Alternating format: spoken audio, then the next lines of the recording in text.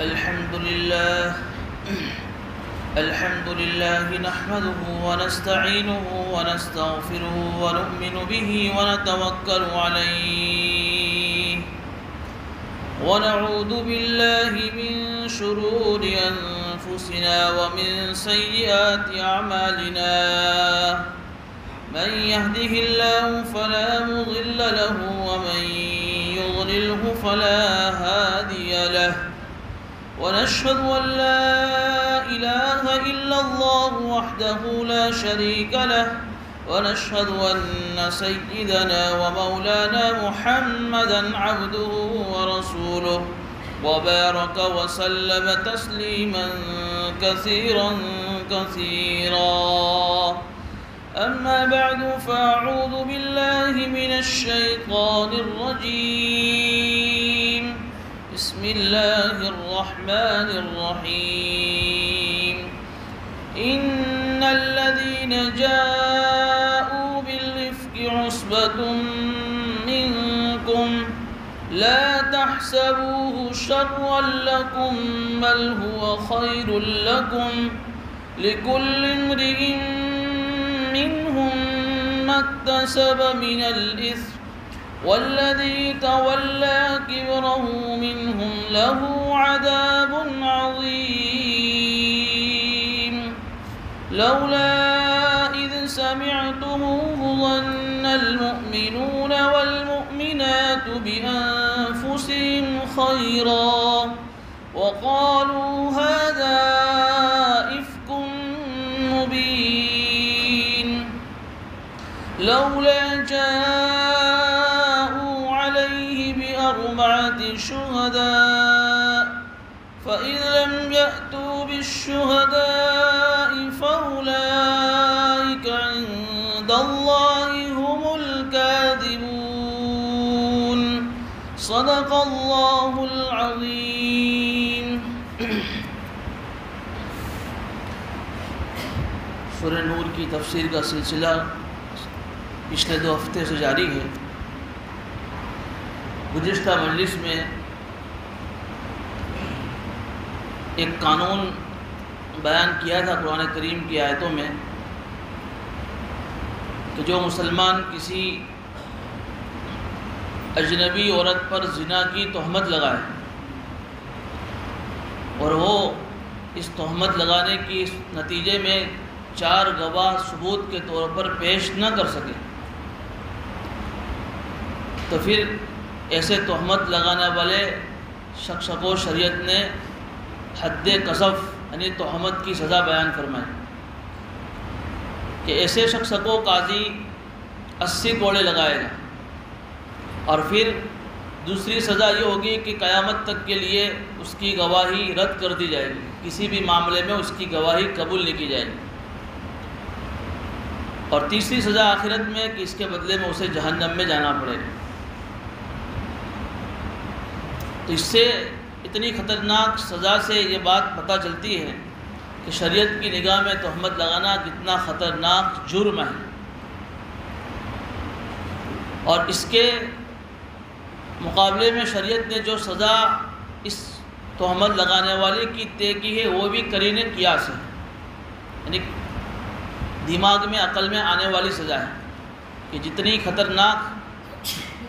جتنا خطرناک جرم ہے اس کی سزا بھی اتنی ہی خطرناک ہے. اب اسی کو اور مزید سمجھانے کے لیے اللہ رب العزت آگے ایک واقعہ نقل فرما رہے ہیں. اس واقعے سے مزید یہ معلوم ہو جائے گا کہ زنا کی تہمت لگانا یہ کتنا خطرناک جرم ہے. اب یہ واقعہ کون سا ہے؟ ہم سب کی ماں حضرت عائشہ صدیقہ رضی اللہ تعالی عنہ، ان کے اوپر کچھ منافق لوگوں نے زنا کی تہمت لگائی اور پھر اس کے نتیجے میں اللہ رب العزت نے ان کی شان میں، ان کی برات میں قرآن کریم کی آیتیں نازل فرمائیں. اس لیے اس واقعے کو قرآن کریم ان آیتوں کے ذریعے سے بیان فرما رہا ہے. حضرت عائشہ صدیقہ رضی اللہ عنہ یہ اللہ کے نبی صلی اللہ علیہ وسلم کی پاک بیویوں میں سب سے زیادہ خصوصیت والی بیوی ہیں. اللہ نے انہیں کچھ ایسی چیزوں سے نوازا تھا اور کچھ ایسی خصوصیت عطا فرمائی تھی جو اور بیویوں کو حاصل نہیں تھی. سب سے پہلی ان کی خصوصیت یہ ہے جو عائشہ صدیقہ رضی اللہ تعالیٰ عنہ کی، کہ یہ ایک نیک باپ کی بیٹی ہے. اور وہ کون ہے؟ ابو بکر صدیق رضی اللہ تعالیٰ عنہ. اور یہ کون صحابی ہے کہ جو اسلام کے سب سے پہلے خلیفہ ہیں اور ہجرت کے اور غار کے اللہ کے نبی وسلم کے ساتھی ہیں. تو بڑے باپ کی بیٹی ہونا بھی ایک بہت بڑی سعادت مندی کی اور اعزاز کی بات ہے. دوسری خصوصیت عائشہ صدیقہ رضی اللہ تعالیٰ عنہ کی یہ ہے کہ ان کی شادی ہونے سے پہلے حضرت جبرائیل امین علیہ السلام ایک مرتبہ اللہ کے نبی صلی اللہ علیہ وسلم کے پاس ایک ریشمی رومال لے کر آئے، ریشمی کپڑا لے کر آئے، اور اس کپڑے کے اندر سے پھر ایک تصویر نکالی جس میں حضرت عائشہ صدیقہ رضی اللہ عنہ کی تصویر تھی، اور پھر حضور کو دکھائی کہ یہ تصویر دیکھیے، یہ آگے چل کر آپ کی بیوی بنے گی. اور ایک روایت کے مطابق اپنے ہتھیلی میں تصویر لے کر آئے حضرت عائشہ صدیقہ کی، اور حضور کو دکھایا اور کہا کہ یہ آپ کی بیوی بنے گی. یہ حضرت عائشہ کی خصوصیت تھی. تیسری خصوصیت حضرت عائشہ کی کہ اللہ کے نبی صلی اللہ علیہ وسلم کے نکاح میں جتنی بھی عورتیں آئیں یا تو کوئی بیوہ تھی یا تو کوئی طلاق شدہ تھی. یہ ایک عورت ایسی ہے جو کنواری تھی جو اللہ کے نبی صلی اللہ علیہ وسلم کی نکاح میں آئی. یہ بھی ان کی ایک خصوصیت ہے. چوتھی خصوصیت حضرت عائشہ کی یہ ہے کہ اللہ کے نبی صلی اللہ علیہ وسلم اور عائشہ صدیقہ رضی اللہ تعالی عنہ ایک لحاف میں ایک چادر میں لیٹے ہوئے ہوتے تھے، اور اس وقت اللہ کی طرف سے وحی آتی تھی. یہ شرف کسی اور بیوی کو نہیں ملا. ایک ہی چادر میں، ایک ہی رضائی میں، ایک ہی لحاف میں لیٹے ہوئے حضور کے ساتھ، اور اس وقت جبرائیل امین وحی لے کر آئے. یہ بھی عائشہ کی سب سے بڑی خصوصیت ہے. ایک اور خصوصیت ہے کہ اللہ کے نبی صلی اللہ علیہ وسلم کا سر مبارک حضرت عائشہ کے گود میں ہے، اور اسی وقت آپ دنیا سے تشریف لے گئے. یہ بھی حضرت عائشہ کی ایک بہت بڑی خصوصیت. ایک اور خصوصیت کہ حضور اکرم صلی اللہ علیہ وسلم کی قبر مبارک اس جگہ بنی جہاں حضرت عائشہ کا حجرہ تھا. آپ کے حجرے میں حضور اکرم صلی اللہ علیہ وسلم کی قبر مبارک جہاں روضہ مبارک مسجد نبوی میں موجود ہے، وہ حضرت عائشہ کا کمرہ تھا. اور سب سے بڑی خصوصیت کہ حضرت عائشہ پر جب زنا کی تہمت لگی تو اس تہمت لگانے کے بعد اللہ نے ان کی شان میں قرآن کریم کی 20 آیتیں نازل فرمائیں. امام قرطبی نے تفسیر قرطبی میں لکھا ہے کہ اس کے پہلے بھی بہت سارے تہمت کے واقعات آئے، جیسے حضرت یوسف علیہ السلام پر زلیخا نے زنا کی تہمت لگائی. جب وہ پکڑے گئے زنا، جب زلیخا پکڑی گئی تو ان کی برات کے لیے اللہ رب العزت نے کیا انتظام کیا کہ اس گھر کے اندر گہوارے میں گھوڑے میں جو بچہ دودھ پیتا لیٹا ہوا تھا اس نے ان کی شان میں برات جائے گی. آپ نے سورہ یوسف میں پورا واقعہ سن لیا کہ اگر زلیخا یوسف کا کرتا پیچھے سے پھٹا ہوا ہے تو زلیخا جھوٹی ہے، یوسف سچے ہیں، اور آگے سے پھٹا ہوا ہے تو یوسف جھوٹے، زلیخا سچی. حضرت مریم پر تہمت لگائی ان کے زمانے کے ان کے لوگوں نے، اس لیے کہ حضرت مریم کو اللہ نے بغیر باپ کے بیٹا دیا حضرت عیسیٰ علیہ السلام کی شکل میں. شادی نہیں کی حضرت مریم نے، لیکن اللہ نے اپنی طرف سے ایک روح پھونکی، فرشتہ ایک روح پھونک کر گیا، جس کے نتیجے میں وہ حمل سے ہوئی اور ان کو بچہ ہوا. جب بچہ لے کر سماج میں گئی تو لوگوں نے کہا کہ یہ کہاں سے لائی بچہ، تو نے تو شادی کی نہیں ہے. تو ان کی تہمت کی برات میں اللہ نے یہ انتظام کیا کہ انہی کے بیٹے حضرت عیسیٰ علیہ السلام کو زبان عطا فرمائی. بچپن ہے، ابھی تو پیدا ہوئے ہیں، اور کہا کہ قال انی عبد اللہ، میں تو اللہ کا بندہ ہوں. تو انہی کے بیٹے نے ان کی برات کو ظاہر کیا کہ میری ماں نے کوئی تہمت کوئی زنا نہیں کیا. لیکن جب حضرت عائشہ صدیقہ رضی اللہ تعالیٰ عنہ پر جب زنا کی تہمت لگی ہے تو اللہ نے ان کی شان میں قرآن کریم کی 1 2 نہیں 20 آیتوں کو نازل فرمایا. یہ حضرت عائشہ کی سب سے بڑی خصوصیت ہے. بہرحال اتنی پاک باز اور اتنی ساری خصوصیت والی عورت اور جو حضور کی بیوی اور پورے مومنین کی ماں، ان کے ساتھ ایک عجیب و غریب واقعہ پیش آ گیا۔ وہ واقعہ کیا تھا؟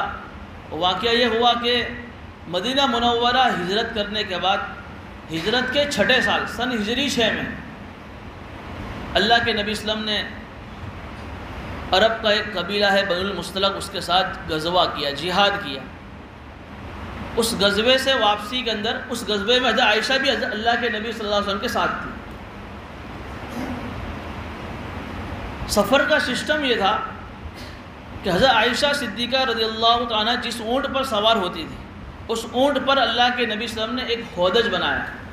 ہودج جس کو ہم سمجھے گجراتی زبان میں ڈولی جس کو ہم بولتے ہیں، اندر سے ایک طرح کا روم بنایا اور باہر سے پردے لگا دی، اور ایک صحابی کو ان کی اونٹ کی نکیل پکڑنے کے لیے طے کر دیا کہ جب بھی یہ اونٹ پر یہ ہودج رکھا جاوے تو وہ ایک صحابی اس نکیل کو پکڑ کر چلے آئے۔ اب جب سفر سے واپسی ہوئی تو رات کے اندھیرے میں، یہ اللہ کے نبی صلی اللہ علیہ وسلم کا ایک معمول مبارک تھا کہ واپسی میں جب ایک جگہ رات میں قیام فرماتے تھے تاکہ صحابہ آرام کر لے، پھر آگے کا سفر شروع ہو۔ تو جب تہجد کا وقت ہوا تو اللہ کے نبی صلی اللہ علیہ وسلم نے اعلان فرمایا کہ اب آگے کا سفر کرنا ہے، چونکہ مدینہ واپس جانا ہے، ابھی مدینہ دور ہے، اس لیے سارے ساتھی اور سارے صحابہ اپنی ضرورت سے فارغ ہو جائیں۔ اب حضرت عائشہ صدیقہ رضی اللہ عنہ جس ہودج میں، جس ڈولی میں بیٹھی ہوئی تھی، اور جو صحابی ان کی اونٹ کو لے کر چل رہے تھے، انہوں نے بھی وہ ڈولی اٹھا کر نیچے رکھ دی تاکہ میں عائشہ بھی اپنی ضرورت سے فارغ ہو جائے۔ اب وہ فارغ ہونے کے لیے جنگل میں گئی حضرت عائشہ۔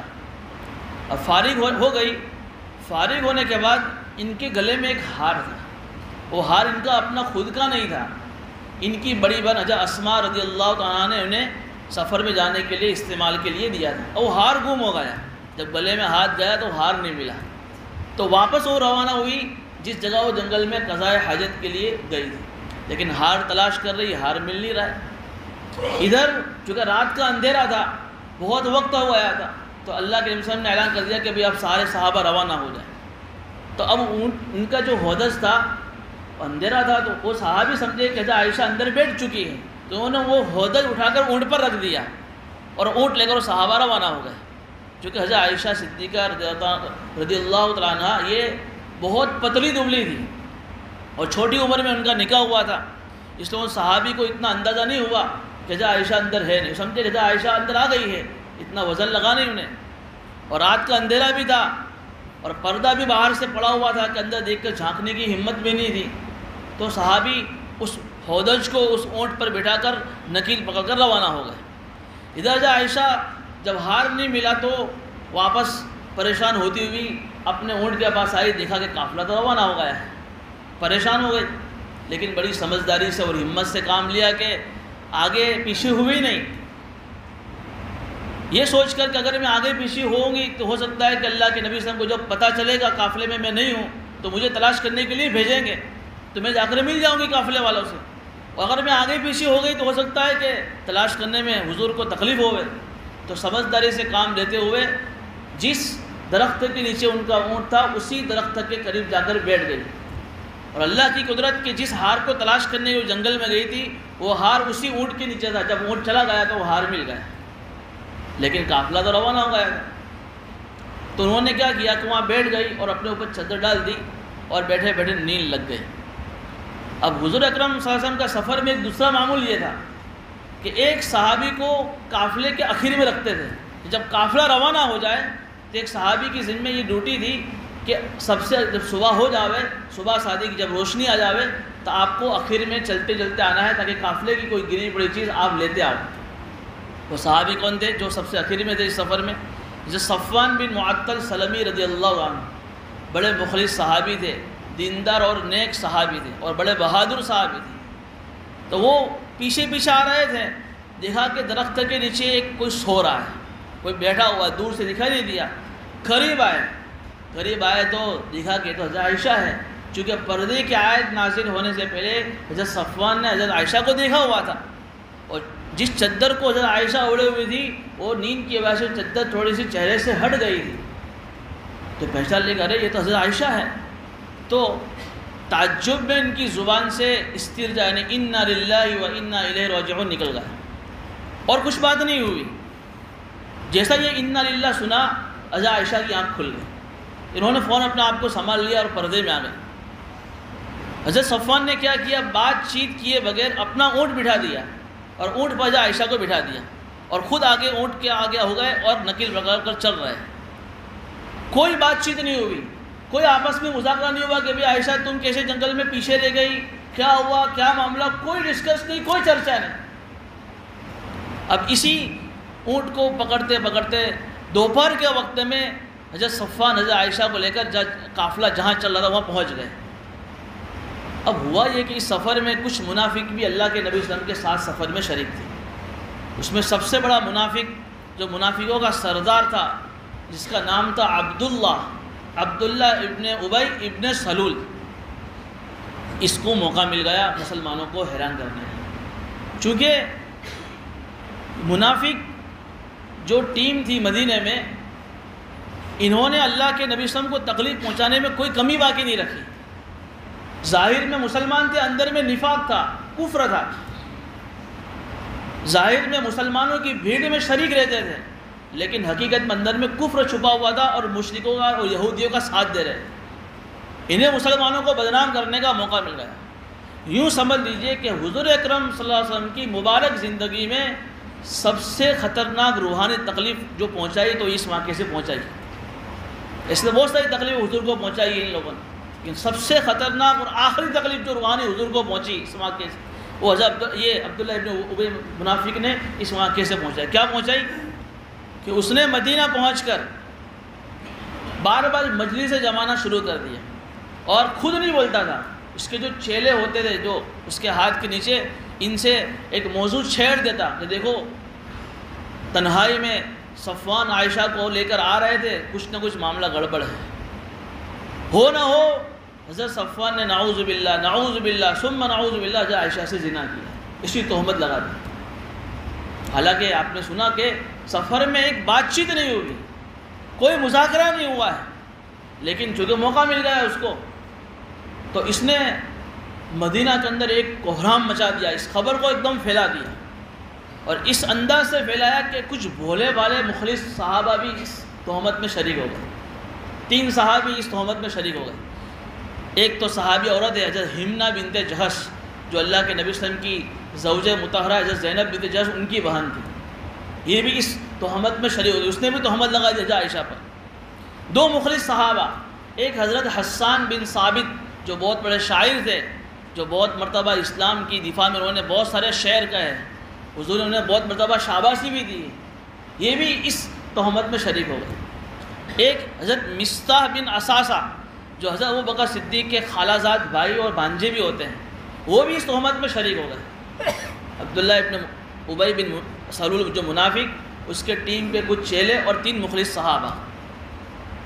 جب حضور کو اس بات کا علم ہوا تو بہت دکھ ہوا، اور کیوں دکھ نہ ہوتا، اور حضور کے ساتھ ساتھ جو مخلص صحابہ تھے سارے صحابہ اس واقعے کی وجہ سے غمگین ہو گئے۔ یوں سمجھیے کہ مدینہ میں قیامت کا ماحول آ گیا، غم کا ماحول چھا گیا، یہ کیا ہو گیا۔ اور روزانہ صبح ہوتے ہی یہ منافق مجلس سے جماتا اور اس طریقے سے موضوع چھیڑتا، اور لوگ اس طریقے سے مزہ لے کر تہمت کی باتیں کرتے ہیں۔ ادھر حضرت عائشہ کو اس کا علم نہیں ہے، وہ تو اپنے گھر روانہ ہو گئی اور کام کاج میں مشغول ہو گئی، لیکن کچھ بیمار پڑ گئی ہو، اور بیمار پڑنے کی وجہ یہ ہوئی کہ بیمار پڑنے سے پہلے حضرت عائشہ کے ساتھ حضور کی جو محبت تھی، وہ آئے گا اس موقع پر کہ کیسی محبت تھی حضور کو حضرت عائشہ سے، اس محبت میں کچھ کمی آ گئی۔ پہلے جیسی جو محبت تھی، پہلے جیسی جو حضور کی جو ان کے ساتھ جو برتاؤ تھا، اس میں کمی آ گئی۔ تو حضرت عائشہ اس کی وجہ سے بیمار پڑ گئی۔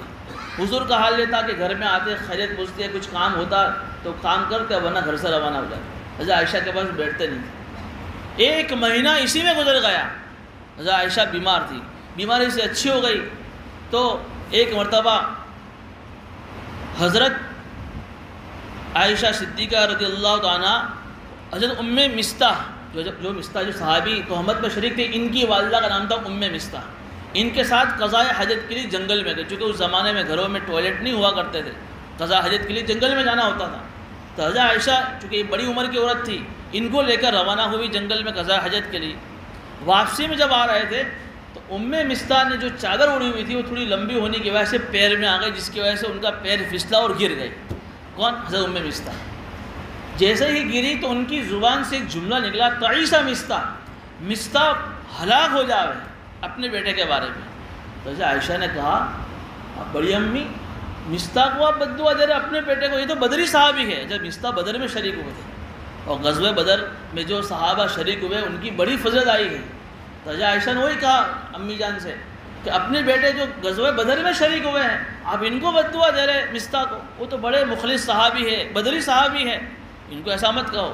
کہ عائشہ تجھے معلوم نہیں ہے کہ میرا بیٹا مدینے میں تمہارے بارے میں کیا کہہ رہا ہے؟ کہ نہیں مجھے نہیں معلوم۔ کہا کہ منافقوں کی باتوں میں آ کر میرا بیٹا مدینے میں تمہارے بارے میں یہ افواہ پھیلا رہا ہے کہ تم نے جو صفوان کے ساتھ نعوذ باللہ زنا کیا ہے۔ بس عائشہ کو یہ بات سننی تھی کہ حضرت عائشہ اور بیمار ہو گئی، گھر پہنچ گئی، اور گھر پہنچتے ہی انہیں حضور سے کہا کہ میں اپنے امی اور ابا کے گھر جانا چاہتی ہوں، میں اپنے میکے جانا چاہتی ہوں۔ حضور نے اجازت دے دی، گھر چلی گئی اور گھر جا کر اپنے امی ابا کے سامنے رونا شروع کر دیا۔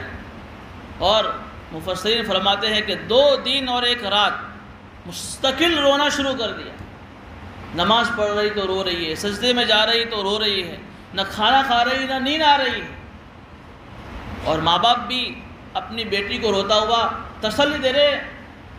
ام رومان جو ان کی والدہ نے کہا کہ بیٹا صبر کرو، غم مت کرو، تم جیسی خوبصورت عورت اور تمہیں جو شوہر ملے ہیں تو تمہارے حسد کرنے والے تو بہت ہوں گے، اس لیے تمہیں کوئی غم کرنے کی ضرورت نہیں ہے۔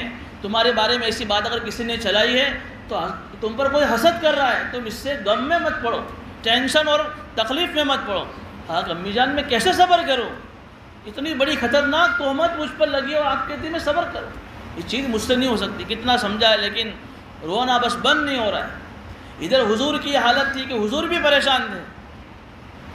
اب حضور نے اپنے صحابہ سے مشورہ کیا کہ کیا کرنا چاہیے۔ 1 مہینہ ہو گیا ہے، معاملے کی کوئی صفائی نہیں ہو رہی۔ حالانکہ حضور کو دل سے یقین تھا کہ عائشہ کے تعلق سے کہ عائشہ نے کوئی بری حرکت نہیں کی ہے، لیکن چونکہ معاملہ گھر کا تھا تو تحقیق ہونی چاہیے کہ کیا بات تھا، کہ بات کھول کر سامنے آ جائے۔ چنانچہ حضور نے صحابہ سے الگ الگ مشورہ کیا۔ حضرت سب سے پہلے اپنے گھر کی بیوی حضرت زینب سے پوچھا، جن کی بہن نے تہمت لگائی تھی، کہ زینب تمہارا کیا کہنا ہے؟ کہا کہ حضور عائشہ کے بارے میں میرا کہنا ہے کہ عائشہ کے اندر میں نے بھلائی کے سوا کچھ دیکھا ہی نہیں۔ فوراً برات کا اعلان کر دیا کہ میں یہ نہیں کہہ سکتی کہ عائشہ تو بالکل بھولی سیدھی سادھی لڑکی ہے، عائشہ سے ایسی چیز ہو ہی نہیں سکتی۔ پھر حضور جو ہے حضرت علی کے پاس گئے۔ حضرت علی نے کہا کہ حضور ٹینشن مت لو، آپ کے لیے تو اللہ نے اور بھی بہت سارے عورتیں، آپ کسی اور عورت سے نکاح کر لینا۔ پھر انہوں نے ایک رائے دی کہ میری رائے حضور یہ ہے کہ تمہارے گھر میں جو خادمہ حضرت بریرہ، ان سے جا کر پوچھو، چونکہ گھر والوں کو عورتوں کا حال گھر کی عورتوں کو زیادہ معلوم ہوتا ہے۔ حضرت بریرہ کے پاس گئے جو گھر کی خادمہ تھی۔ حضرت بریرہ سے پوچھا کہ حضرت بریرہ تیرا کیا کہنا ہے حضرت عائشہ کے بارے میں؟ کہا کہ حضور میں نے عائشہ میں بھلائی کے سوا کچھ دیکھا ہی نہیں ہے، بالکل سیدھی سادھی بھولی بھالی نیک عورت ہے۔ ہاں اتنی بات ہے چونکہ چھوٹی عمر ہے تو اتنی بات ہے جو عائشہ میں کہ جب آٹا گوندتی ہے اور آٹا گوندنے کے بعد نیند لگ جاتی ہے تو سو جاتی ہے، اور بکری آ کر آٹا کھا جاتی ہے۔ اتنا بھولاپن ہے ان کے اندر کہ آٹا گنتے گنتے نیند لگتی ہے اور سو جاتی ہے، اور بکری آ کر آٹا کھا جاتی ہے۔ اتنی بھولی ہے لیکن بھلائی کے سوا میں ایسے میں کچھ نہیں پاتی۔ جب اسامہ بن زید جو گھر کے ایک آدمی تھے ان کے پاس گئے، انہوں نے بھی یہی کہا کہ مجھے بھلائی کے سوا ایسے میں کچھ نظر نہیں آ رہا ہے۔ اللہ کے نبی صلی اللہ علیہ وسلم کو دل مطمئن ہوا کہ صحابہ کا کہنا یہی ہے۔ چنانچہ مسجد نبوی کے ممبر پر تشریف لے گئے اور خطبہ پڑھا اور کہا کہ کون لوگ ہیں جو میری گھر والوں پر تہمت لگا کر مجھے تکلیف پہنچا رہے ہیں، کوئی ہے جو مجھے اس حملے سے مجھے بچائے۔ تو اس وقت اس مجمع میں حضرت انصاری ایک صحابہ حضرت سعد بن معاذ غالباً انہوں نے کہا کہ حضور اگر میرے قبیلے کا آدمی ہے تو آپ حکم کریں میں اس کا جو ہے سر قلم کر دوں، لیکن حضور نے منع کیا، کہا کہ میں عائشہ کے بارے میں یہ بات یقین سے کہہ سکتا ہوں کہ عائشہ میں بھلائی کے سوا کچھ نہیں۔ حضور ممبر سے نیچے اتر گئے اور پھر حضور اکرم صلی اللہ علیہ وسلم حضرت عائشہ کے گھر روانہ ہوئے، حضرت ابوبکر صدیق کے گھر روانہ۔ کتنے خوش نصیب ہوں گے حضرت ابوبکر صدیق کہ پوری دنیا حضور کے دربار پر آئے اور حضور حضرت ابو بکر صدیق کے گھر تشریف لے جائے۔ 2 دن ہو گئے ہیں، 2 دن کے بعد حضور اکرم صلی اللہ علیہ وسلم حضرت ابو بکر صدیق کے گھر پہنچے، جا کر سلام کیا، خیریت پوچھی اور حضرت عائشہ کو نصیحت کی۔ عائشہ تو رونے میں مشغول تھی۔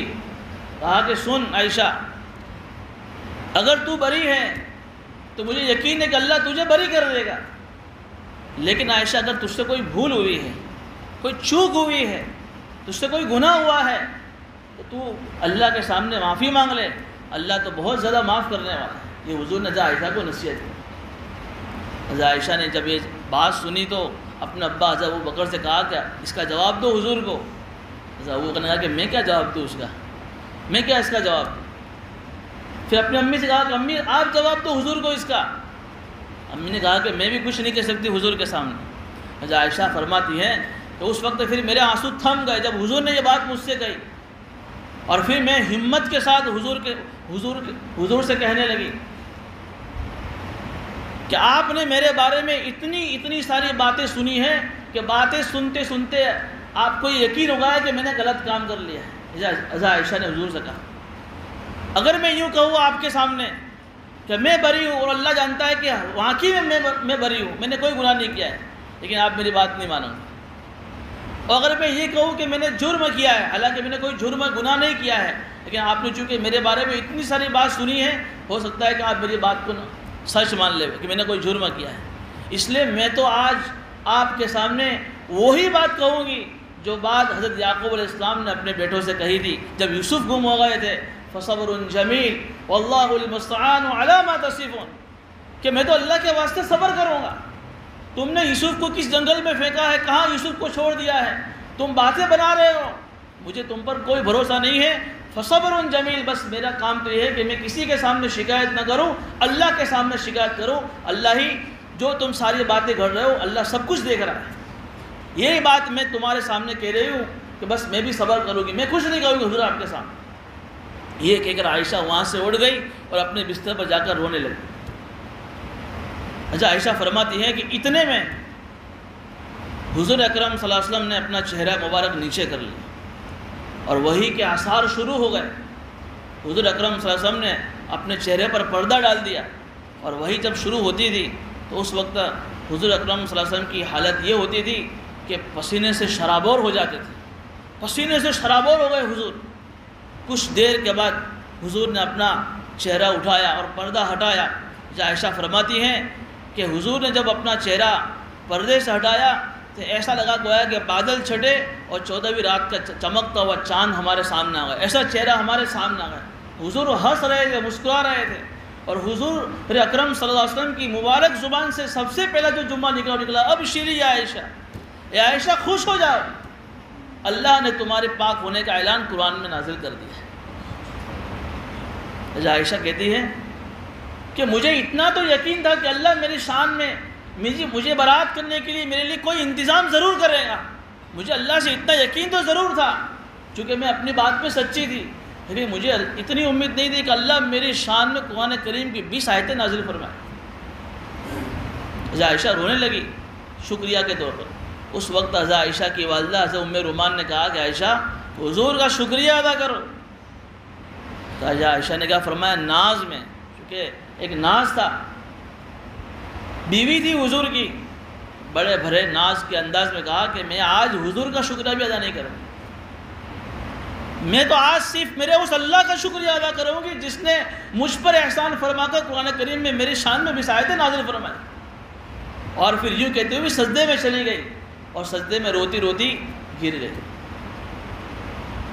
اس کے بعد اللہ کے نبی صلی اللہ علیہ وسلم نے ان آیتوں کے نازل ہونے کے بعد جو صحابہ 3 مخلص صحابی تھے جو اس تہمت میں شریک تھے اور جو منافق تھا عبداللہ ابن ابی بن سلول، ان سب کو بلایا اور منافق کو تو ڈبل سزا دی تہمت کی، 80 سے ڈبل 160 کوڑے لگوائے، اور جو 3 مخلص صحابی اس تہمت میں شریک تھے ہر ایک کو 80 کوڑے لگائے۔ چونکہ صحابی تھے لیکن بھول ہوئی تھی اس لیے ان کو بھی اس تہمت کی سزا میں 80 کوڑے لگائے۔ اور پھر اس سزا کے بعد مدینہ کا ماحول بالکل شانت ہو گیا اور مدینہ کے اندر ایک خوشگوار ماحول ہو گیا۔ تو اس واقعے سے آپ اندازہ لگائیے کہ زنا کی تہمت کتنا خطرناک جرم ہے. جس پر زنا کی تہمت لگائی جاتی ہے اس کا حال کیا ہوتا ہے, اور ان کے گھر والوں کے اوپر اس زنا کی تہمت لگانے کی وجہ سے کتنا بڑا صدمہ ان کے ماں باپ کو آتا ہے. تو اللہ نے اسی لیے زنا کی اتنی خطرناک سزا طے کی قرآن کریم میں, تاکہ آئندہ کوئی کسی کی جو ہے پاک دامن عورت پر زنا کی تہمت لگانے سے اپنے آپ کو بچائے. یہ کوئی معمولی بات تھوڑی ہے کہ کبھی کسی کو کہیں جاتے دیکھ لیا اور ہم اپنی زبان سے کسی پر زنا کی تہمت لگا دیں. اس لیے اللہ نے قرآن کریم میں بھاری قانون بیان کر دیا تاکہ کوئی ایسی ہمت نہ کرے. اب ان آیتوں میں سے پہلی آیت سنیے آپ ذرا. ان الذین جاءوا بالافک عصبۃ منکم, وہ لوگ جو تہمت کو گھڑ کر لائے ہیں وہ تم میں سے ایک چھوٹا سا گروپ ہے, ایک چھوٹا سا ٹولہ ہے. دیکھیے اس میں دو لفظ ہیں. اف کہتے ہیں ایسا جھوٹ کہ جس جھوٹ کی وجہ سے وہ حق کو باطل بنا دے اور متقی کو فاسق بنا دیں. ظاہر سی بات ہے کہ جب تہمت لگائی تو ان کے اوپر فسق آ گیا, کوئی ثبوت نہیں ان کے پاس. عفق کا لفظ لا کر اللہ نے پہلی آیت میں معاملے کی پول کھول دی کہ تم جس بات کا چرچا مدینے میں کر رہے ہو, اللہ کہہ رہے وہ تو گھڑی ہوئی بات ہے, جھوٹ ہے تو سراسر. اور یہ کہہ کر مسلمانوں کو تسلی دی کہ یہ کوئی سچی خبر نہیں ہے, یہ تو ایک جھوٹی خبر ہے. اور پھر جھوٹی خبر ہے پھیلانے والے کتنے ہیں؟ عصبۃ منکم, تم میں سے کچھ لوگ ہیں. کچھ لوگوں سے مراد ایک تو وہی منافق کا سردار عبداللہ بن ابی بن سلول اور اس کے کچھ چیلے اور 3 مخلص صحابہ, یہ 4-5 لوگ ہیں. باقی تو سارے لوگ کے سارے لوگ حضرت عائشہ کی فیور میں نہیں ہیں. حضرت عائشہ کے اندر ہم نے بھلائی کے سوا کچھ دیکھا ہی نہیں. تو ایک طرح سے پہلی آیت نے مسلمانوں کو تسلی دی کہ ایسی جھوٹی خبروں سے تمہیں گھبرانے کی ضرورت نہیں, غم مت کرو. کچھ ہی لوگ ہیں جو حضرت عائشہ پر تہمت لگا رہے ہیں. لا تحسبوه شرا لکم, اے مسلمانوں تم اس معاملے کو اپنے لیے برا مت سمجھو, بل ہوا خیر لکم, بلکہ کہ اس میں تمہارے لیے خیر ہی خیر ہے. آپ ذرا سوچئے کہ اتنا بڑا بھاری معاملہ ہو گیا, حضرت عائشہ پر کتنی بڑی قیامت آ گئی, اور اللہ کہہ رہے ہیں کہ اس واقعے میں تمہارے لیے خیر ہی خیر ہے. حقیقت میں اس واقعے میں خیر ہے. قرآن کیا کہہ رہا ہے کہ لا تحسبوه شرا لکم, صحابہ کرام کے غصے کو اللہ نے ہلکا کیا, اس لیے کہ اس واقعے کے بعد اس تہمت جو لگائی اس واقعے کے بعد صحابہ کرام کی حالت اتنی خطرناک تھی کہ صحابہ کرام بہت ٹینشن میں تھے, بہت غمگین تھے. مخلص صاحب چونکہ حضور کے ساتھ یہ معاملہ پیش آیا ہے. جب اللہ نے قرآن کریم میں ان کی شان میں جب 20 آیتیں نازل فرمائی ہیں تو ممکن تھا کہ یہ صحابہ ان لوگوں کی تکہ بوٹی کر دیتے, ان کو مار کے ختم کر دیتے. اللہ نے ان کے غصے کو ہلکا کیا کہ غصہ مت کرو, اس کو تم شر مت سمجھو اس واقعے کو, بل ہوا خیر لکم, اس میں تمہارے اندر خیر ہی خیر ہے. مفسرین فرماتے ہیں کہ سب سے پہلی خیر یہ ہے اس واقعے کے اندر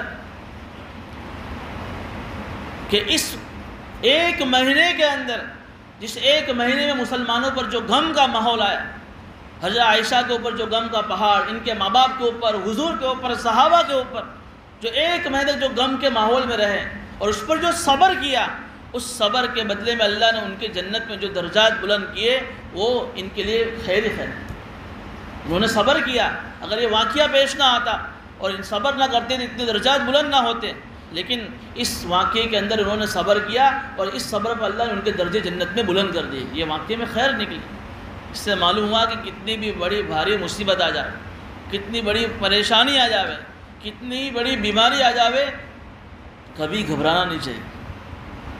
اللہ سے مصیبت نہیں مانگنی, بیماری اور پریشانی نہیں مانگنی ہے, لیکن آ جائے تو صبر کرنا ہے. اس پہ اللہ سے سلامتی مانگنی ہے, تندرستی مانگنی ہے, لیکن اگر آ جائے پریشانی, مصیبت آ جائے, بیماری آ جائے تو اس پر ہمت کے ساتھ صبر کرنا ہے.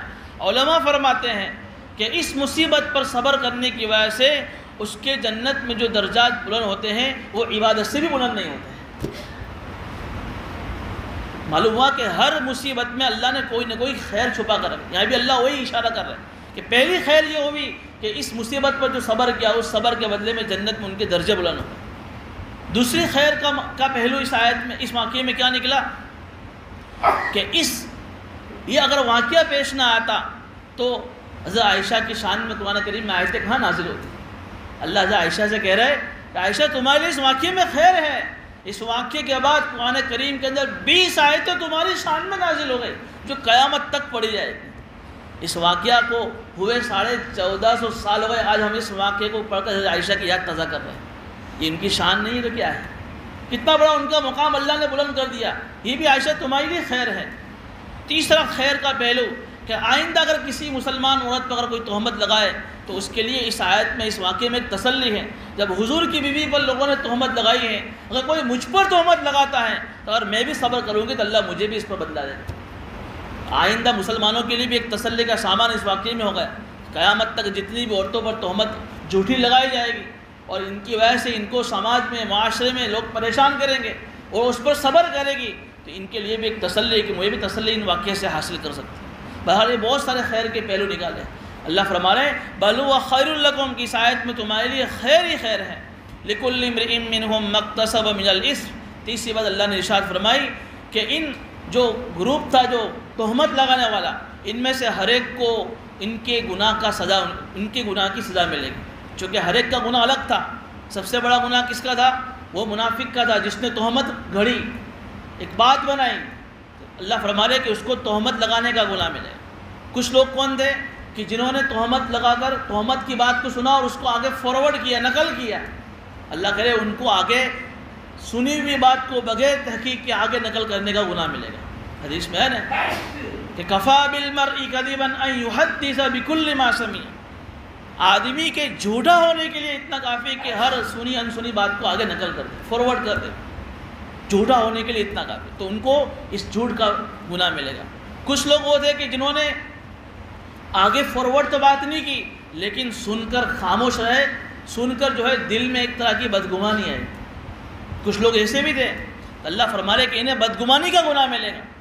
ہونا تو یہ چاہیے تھا کہ تمہیں اس وقت یہ کہنا چاہیے تھا کہ عائشہ کے بارے میں ہم نے کچھ نہیں دیکھا ہے، لیکن کچھ لوگ ایسے تھے کہ جنہوں نے دل سے بدگمانی کی، ان کو بدگمانی کرنے کا گناہ ملے گا۔ اور کچھ لوگ ایسے تھے کہ جنہوں نے سن کر خاموش رہے، کوئی ایکشن نہیں لیا ہے۔ اللہ کہہ رہے کہ سن کر خاموش رہنے والوں کو بھی گناہ ملے گا، اس لیے کہ ان کی ذمہ داری تھی کہ اگر تم کوئی کسی کے بارے میں، کوئی نیک آدمی ہے، کوئی مخلص آدمی ہے، کوئی بھولا آدمی ہے، لوگ سماج میں، معاشرے میں، سوسائٹی میں اس کے بارے میں ایسی باتیں کر رہے ہیں اور تم خاموش رہ کے سن رہے ہو، اگر تم خاموش رہ کر سن رہے ہو تو تمہیں اس کا بھی گناہ ملے گا۔ تمہاری ذمہ داری اس وقت یہ ہے کہ تم اس کی براز آئے گا، بھائی آدمی ایسا نہیں ہے، میں اس کو بچپن سے دیکھ رہا ہوں یا میں اس کو ایک عمر سے دیکھ رہا ہوں کہ آدمی ایسا نہیں ہے، تم اس کے بارے میں ایسی باتیں کیوں پھیلا رہے؟ میں تو اس میں اچھا ہی دیکھ رہا ہوں۔ یہ ذمہ داری اللہ قرآن کریم کی اس نقطے سے مفسرین فرماتے کہ یہ نقطہ ثابت ہوا کہ کوئی کسی کے بارے میں کوئی تہمت لگا رہا ہو اور ہمیں معلوم ہے کہ وہ آدمی ایسا نہیں ہے اور ہم سن کر خاموش، تو ہمیں کیا مطلب؟ کہا کہ اس کو بھی گناہ ملے گا اپنی ذمہ داری پورا نہ کرنے۔ لکل امرئ منہم ما اکتسب من الاثم، کہ ان میں سے ہر ایک کو انہوں نے جتنا گناہ کیا اس گناہ کا سزا ملے گی۔